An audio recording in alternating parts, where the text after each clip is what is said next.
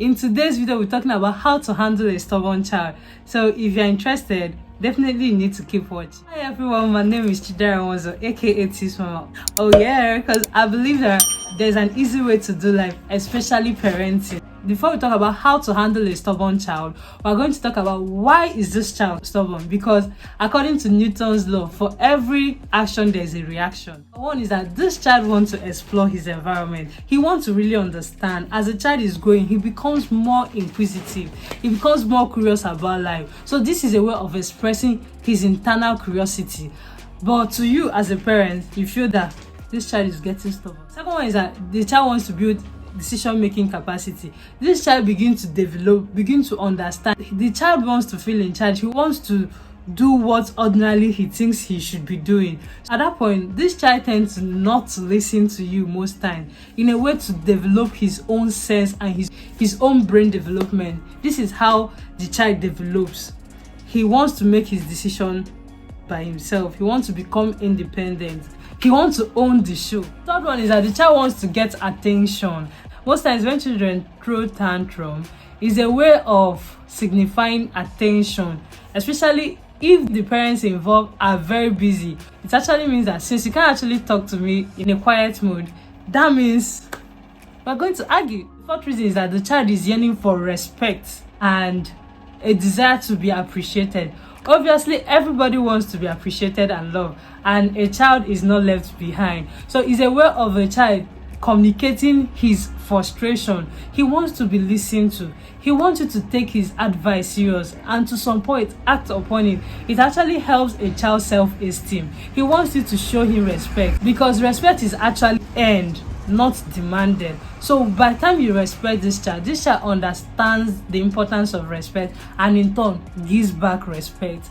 So having established that, let's now talk about how to handle a stubborn child. But one point is that it starts from you. It sounds well, isn't it?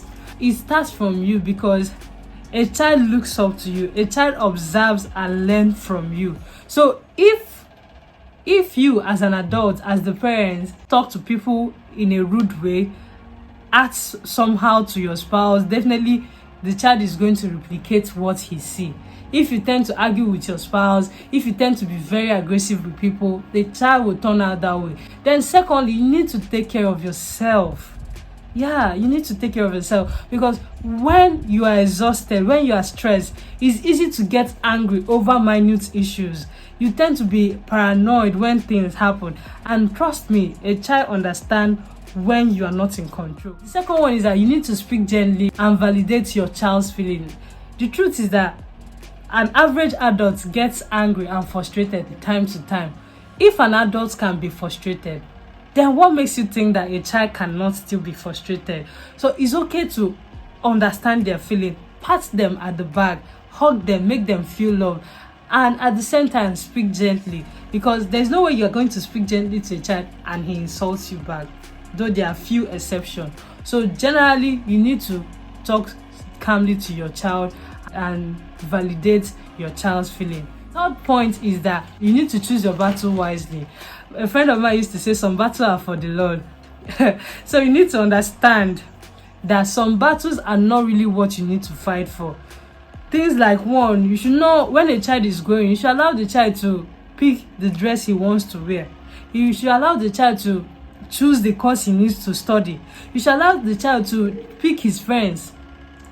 Literally, some parents want to live in their child's life. They want to do this for their child. They want to make sure the child doesn't spoil, forgetting that the exposure is what helps the child to grow. So you need to choose your battle wisely. For you to do parenting right, at every stage, you need to know when to withdraw some certain laws and restrictions you give your child, because this child is growing and advancing, and it equally shows the child that he is being respected, because the child feels pain when he's being treated the same way he was treated growing up. So generally, you need to choose your battle wise. The fourth one is that you need to listen more and talk less.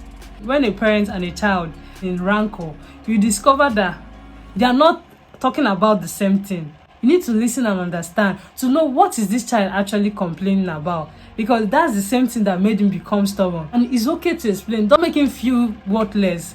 A child is a full-grown entity.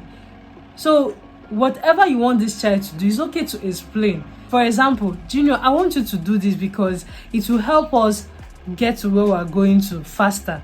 So by this way, this child will help you even pursue your own purpose very well because you explained well. But when you just drop it, that is when you see him asking you, Mommy, why are you telling me to do this? And in your mind, he's insulting.